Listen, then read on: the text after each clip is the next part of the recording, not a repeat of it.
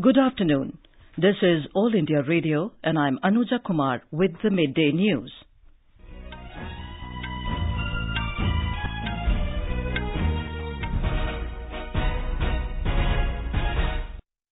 The headlines.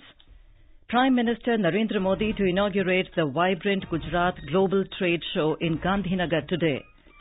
NIA conducts raids at several places in Uttar Pradesh and Punjab in connection with the ISIS-inspired module case. National Green Tribunal directs German auto major Volkswagen to deposit rupees 100 crore by tomorrow for using cheat device in its diesel cars. Supreme Court relaxes conditions imposed by Maharashtra government on licensing and functioning of dance bars. And in Meghalaya, body of one of the miners trapped in the mine recovered by Navy divers.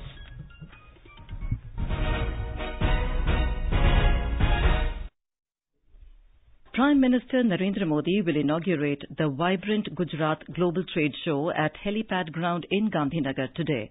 Spread over 2 lakh square meter area, this is the country's largest exhibition ever. Here is a report. Global Trade Show to be inaugurated by Prime Minister Narendra Modi is a part of Vibrant Gujarat Summit 2019. Spread over 2 lakh square meter areas, this largest ever 6-day exhibition will witness buyer-seller meet, reverse buyer-seller meet and vendor development programs. This exhibition showcases the business platform of over 25 sectors to provide a platform for multi-sector B2B engagements. Nearly 1.5 million visitors and approximately 3,000 international delegates from over 100 countries are expected at this exhibition. Prime Minister will also inaugurate state-of-art SVP Institute of Medical Sciences and Research in Ahmedabad, built at the cost of rupees 750 crore. The state-run hospital will also have air ambulance facility along with 1,500 beds, 139 ICU beds, 39 operation theatres and largest emergency and trauma section. Yogesh Pandya, Air News, Ahmedabad. Tomorrow, Mr. Modi will inaugurate the 9th edition of Vibrant Gujarat Global Investors Summit 2019. The main theme of this edition of the summit will be Youth Connect 2019, Shaping a New India, the Story of Billion Dreams. He will also hold a meeting with CEOs of major global funds at the summit venue. 15 countries, including Australia, Canada, France and Japan, have agreed to be partner countries this year. Mr. Modi will also hold meetings with international leaders on the same day and would participate in a round-table meeting. Later, Prime Minister will leave Ahmedabad for Surat to dedicate several other projects at Hazira and the Union Territory of Silvassa. President Ram Nath Kovind today inaugurated the 2-day Gandhian Resurgence Summit on the occasion of Father of the Nation Mahatma Gandhi's 150th birth anniversary year. The summit is being organized by the Parmarth Niketan, the Harijan Sevak Sangh and the Global Interfaith WASH Alliance. ये सुखद संयोग है कि कुंभ के आयोजन के साथ हम महात्मा गांधी जी की 150वीं जयंती भी सेलिब्रेट कर रहे हैं। बापू के इस 150वीं जयंती वर्ष के इस कार्यक्रम में कुंभ परिसर में भी आयोजित करने के लिए परिवार Parmarth Niketan, Harijan Sevak Sangh, global interfaith wash alliance एवं गंगा एक्शन परिवार के सभी पदाधिकारियों और कार्यकर्ताओं को मैं बधाई देता हूं। और सचमुच में मैं इसको देख रहा था कि ये 4 संस्थाओं ने मिलकर के इस कार्यक्रम को आयोजित किया और कुंभ की भी कल्पना जो है वो एक मिलन की है। Earlier today, the President performed a puja at Sangam in Prayagraj Kumbh Mela. Uttar Pradesh Governor Ram Nayak and Chief Minister Yogi Adityanath also attended the function. कुंभ जो है वो एक आस्था का चुंबक है जो लोगों को खींच लाता है, ना चाहते हुए भी लोगों को लगता है नहीं हम चलें, चलना है और आते हैं, संगम में स्नान करते हैं और वापस चले जाते हैं। मुझे लगता है कि ये जो एक सचमुच में पूरे विश्व के लिए एक अनूठा आयोजन है और आकर्षण का केंद्र बन गया। NIA is conducting searches in Amroha, Hapur, Meerut and Bulandshahr in Uttar Pradesh today and also at Ludhiana in Punjab in connection with the ISIS-inspired module case. Last month, the NIA had carried out searches in Delhi, Amroha, Lucknow, Meerut, Hapur and other places in connection with its probe into the new Islamic State module of Harkat-ul-Harb-e-Islam. It also arrested 10 people, including the group head, Mufti Mohammad Sohail, as they were allegedly planning terror attacks targeting some political personalities, security establishments, and crowded places in Delhi and the National Capital Region. Finance Minister Arun Jaitley today criticized Congress for questioning the decision of the committee headed by Prime Minister Narendra Modi to transfer the CBI Director Alok Verma. In a Facebook post, Mr. Jaitley said the only question before the committee was whether there is any material available as a ground to transfer Mr. Verma. He said prima facie, the CVC report did constitute adequate and relevant material and said the committee could not have ignored it. The minister asserted that it is the duty of the government to ensure the cleaning up of the investigative agencies. Information and Broadcasting Secretary Amit Khare today said there has been a tremendous growth in the broadcasting sector.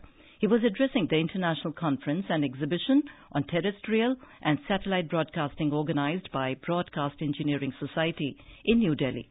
Mr. Khare said the ministry is working on bringing a national policy on broadcasting. The secretary said broadcasting is a growth sector and technology advancement is bringing new opportunities as well as challenges. He said because of changing technology and new revolutions, more than 1 billion people have access to radio in the country. Mr. Khare said the broadcasting sector has witnessed a double-digit growth and the reach of national channels have increased substantially. There has been a tremendous growth in the broadcast sector and that growth is continuing. 100 million households have access to television and we are committed to provide further access to another 100 million households. See the type of growth that is expected in the next 5 to 7 years. It is a growth sector and also the technology is bringing newer challenges and also new opportunities. I think an important role for the ministry, and I'm sure BES will be a partner in this, is the new broadcast policy that we have been thinking of. Speaking on the occasion, TRAI Chairman R.S. Sharma said huge technological development is taking place in the broadcasting sector. He said the consumers today have opportunity of choosing the content and the channel of their own choice. Broadcast media is a powerful purveyor of ideas and values and plays a pivotal role in not only for providing entertainment, but also disseminating information, nurturing and cultivating diverse opinions, and especially in a vibrant democracy like ours, and educating and empowering the people, which are must in a democratic society.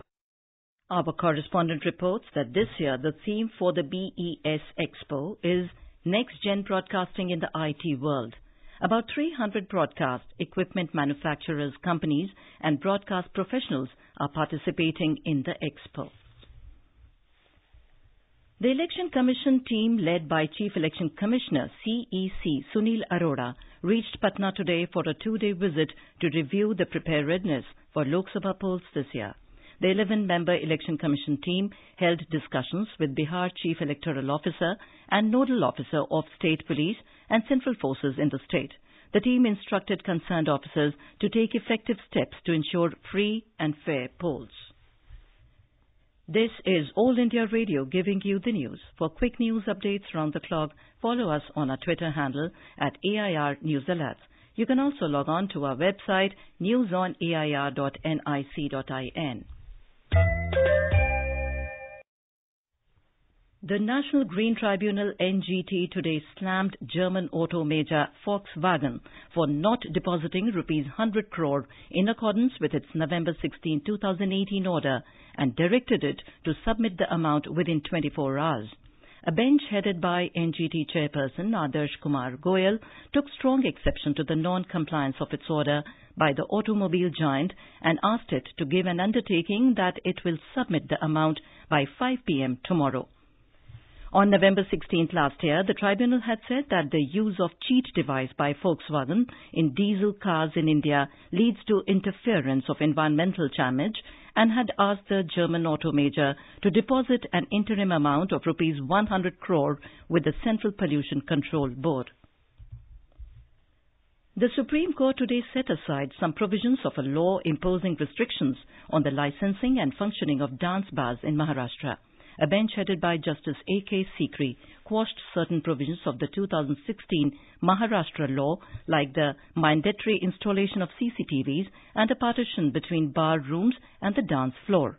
The court allowed payment of tips to performers in Maharashtra dance bars, but made it clear that showering of currency notes cannot be allowed. The apex court also quashed provision mandating that dance bars should be 1 kilometer away from religious places and educational institutions. It also upheld the condition fixing the timing of dance bars from 6 p.m. to 11:30 p.m.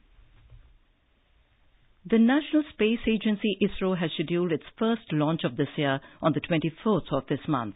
The PSLV rocket with serial number C-44 will lift off on the day from Satish Dhawan Space Center, Sriharikota. It will carry on board a student satellite called Kalamsat and an imaging satellite known as Microsat-R. In Jammu and Kashmir, Pakistani troops violated ceasefire yet again in Gulpur sector of Poonch district in the wee hours today. According to defense sources, Pakistan Army started unprovoked firing and targeted civilian areas and forward Indian posts. The firing by Pak troops started at around 3:20 in the early morning. Alert Indian troops guarding the border retaliated and gave a befitting reply to Pakistan.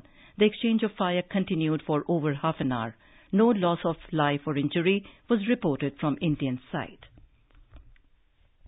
In Meghalaya, Indian Navy divers detected the body of a miner trapped in the rat hole mine in East Jantia Hills.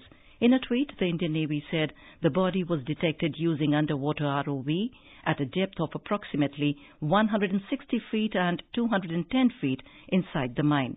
15 miners were trapped on December 13th last year when water from Leighteen River flooded a network of tunnels in the 370-foot deep coal mine in Lumthari village of East Jantia Hills. Rescue operations by the Indian Army, NDRF and Odisha Fire Services officials continue to recover the other miners. BJP President Amit Shah, who has been admitted to the AIIMS in New Delhi for swine flu treatment, is doing well. In a tweet, party said after a checkup this morning, the doctors have opined that Mr. Shah is recovering well and will soon be discharged. The BJP chief was admitted last night following complaints of chest congestion and breathing issues. U.S. Vice President Mike Pence has said North Korea is yet to take concrete steps to dismantle its nuclear weapons that threaten America and other countries in the region. He also said that Russia seeks to overturn the international order that the U.S. has upheld for more than half a century. Mr. Pence was addressing the Global Chief of Mission Conference yesterday. His statement gains significance as the White House is preparing for another summit between President Donald Trump and the North Korean leader Kim Jong-un. Sensex and Nifty today witnessed marginal losses in the afternoon trade after logging modest gains in the last two sessions. Both indices slipped 0.1% amid mixed global stocks. The Sensex at the Bombay Stock Exchange fell 57 points to trade at 36,264. The Nifty at the National Stock Exchange was also down 17 points to 10,873 a short while ago. In Khelo India Games, Maharashtra stayed on top of the medal tally, adding 2 more gold medals today. Maharashtra is number 1 with 66 gold, 51 silver and 62 bronze. Delhi, who have 47 gold, 31 silver and 43 gold, is second. Haryana is third with 38 gold, 36 silver and 38 bronze. More from our correspondent. Maharashtra bagged both the gold medals in under-17 Kho-Kho. Maharashtra girls defeated Delhi 19-17 and Maharashtra boys defeated Andhra 19-8. In football semi-final of under-21 boys, Tamil Nadu beat Maharashtra 3-2. In under-17 boys, Punjab defeated Maharashtra 3-1. Under-17 girls of Odisha beat Manipur 2-1. In hockey under-17 semi-finals, Jharkhand defeated Odisha girls by 4-2 and Haryana defeated Punjab 4-0. Remaining Kho-Kho finals, one more semi-final in football, all semi-finals of Kabaddi and remaining semi-final of women's hockey will be held today. Nitin Kelkar for AIR News, Pune. And now, before we end the bulletin, the headlines once again. Prime Minister Narendra Modi to inaugurate the vibrant Gujarat Global Trade Show in Gandhinagar today. NIA conducts raids at several places in Uttar Pradesh and Punjab in connection with the ISIS-inspired module case. Supreme Court relaxes conditions imposed by Maharashtra government on licensing and functioning of dance bars. And with that, we end the midday news.